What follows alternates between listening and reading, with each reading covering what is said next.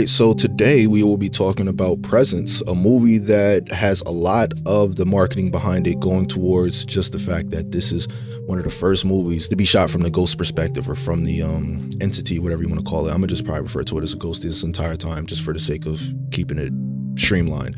But yeah, entire movie shot from the perspective of the ghost, literally from the first moment all the way to the last moment, entirely shot from the perspective of the ghost.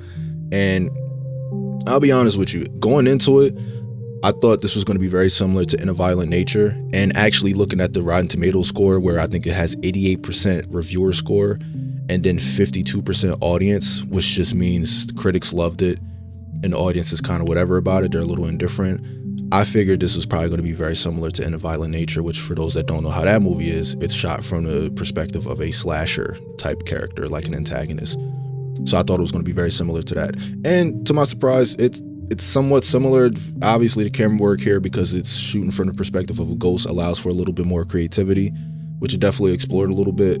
It got very familiar after a while, I'll say. It didn't get as cool with it as I thought it was going to do. I think they could have done more things with it being shot from the perspective of the ghost, outside of just a couple of things like, moving some books around and shaking a table to make some glass fall or whatever. Thought it was going to maybe do a little bit more than that. But all in all, I'm not mad at my time with it. I think overall, if I had to get like a general consensus before I dive into the weeds with it, I think it's a good film that requires a certain type of person to, I guess, appreciate it, is what I'm trying to say. And I don't say that to say, like, if you're just a casual person, you're not going to understand this movie. Like, it's not even that. I just think this is a movie that very much so is very ambitious. And because it's ambitious and because it's doing what it's doing, I think it just takes you to kind of like invite yourself into this world that they're trying to create with the premise of it.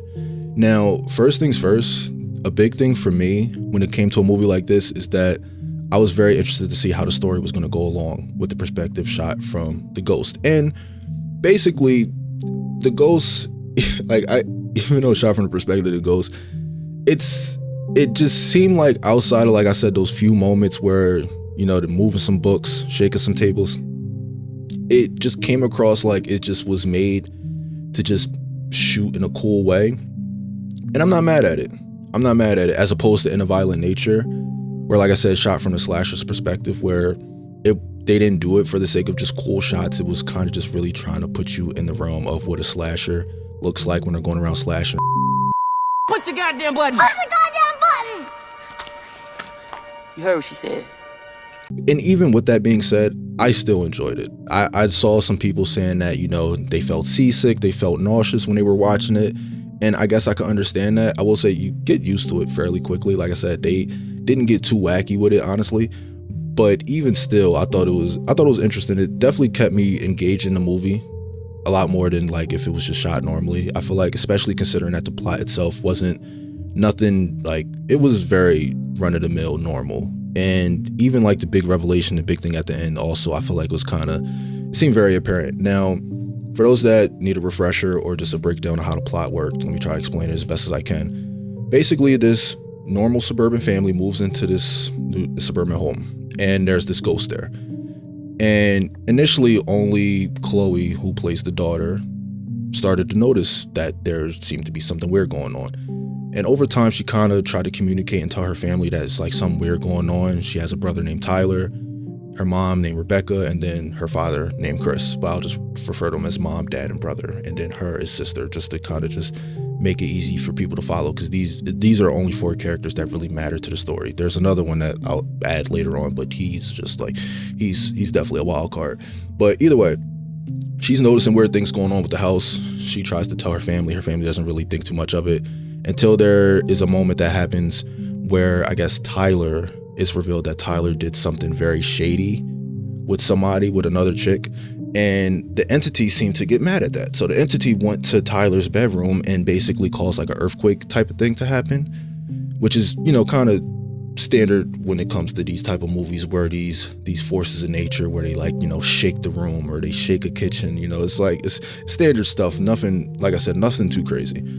But after that is when the family kind of started to realize that, okay, maybe Chloe isn't just saying stuff. Maybe there's actually something going on. Because the thing with Chloe is that she had lost 2 of her friends prior to, and that is important later on. So a lot of what was going on, they kind of chalked it up to maybe Chloe's just not being herself because, you know, she just lost 2 friends.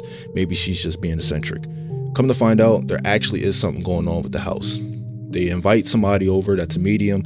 They tell them something going on with the house. They kind of write it off a little bit like, this just seems crazy. This seems like nonsense. Later on down the line, we find out that Chloe and Tyler let me not say Chloe and Tyler. Tyler has his friend named Ryan. He comes over to the house. He, you know, starts shooting his shot at Chloe. She receives the shot. She starts messing around with Ryan. Over time, they have this moment where Ryan slips some drugs into her drink, which luckily the entity shook the table and broke the glass before she took a sip of it. And it kind of revealed that, okay, Ryan is not as nice as a guy as he presented to be. And then we have this revelation that, come to find out, I want to say second to last moment, like the climax, where basically the mom and dad went out on a vacation trip. So it was just her and her brother and Ryan at the house. Ryan ends up drugging her brother. Hear me out. Just bear with me here because I know this is going to sound crazy. Ryan drugs her brother. He then proceeds to go upstairs with Chloe. She says, "Where's my brother?" He tells her that, you know, like, oh, he's knocked out. He's cool. Chloe reveals that, you know, she doesn't want to really mess around anymore. Like, she's just not in a good headspace. She doesn't want to, you know, do any of that. So Ryan's like, okay, I get it.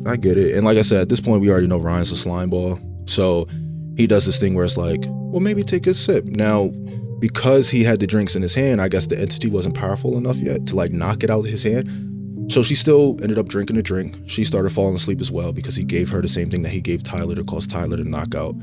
And he starts to give this whole explanation, this whole spiel, and basically we come to find out that her 2 friends that died, that they said previously in the movie died to quote-unquote overdoses. Turns out it was Ryan that actually drugged them, did something to them that I cannot say on YouTube, and he was getting ready to do the same thing to Chloe. Now, once this happens, once we find this out that Ryan is just an absolute slimeball, the entity seems to go and basically wake Tyler up by like going in his ear, making like a screeching sound. Tyler wakes up, he runs upstairs, finds Ryan in the bedroom with Chloe, and basically lunges at Ryan, and both of them go out the window. And then we fast forward to a scene like 2-3 minutes later where we find out Tyler and Ryan unfortunately did not survive it. So Tyler ended up losing his life protecting his sister. And then we get this final shot where as they're exiting the house, the mom is looking into the mirror, and when she looks into the mirror, she sees Tyler's reflection, like she sees the entity's reflection, which is Tyler, which is basically revealing that Tyler was the entity the entire time. And then we get the shot of the entity kind of, I guess, escaping the house because the work is done. I guess the prophecy has been fulfilled, or whatever you want to say, and it removes itself from the house. Now, that seems like a lot, right? And it's really not. It really follows a pretty standard path line as far as storytelling goes. It wasn't doing anything crazy.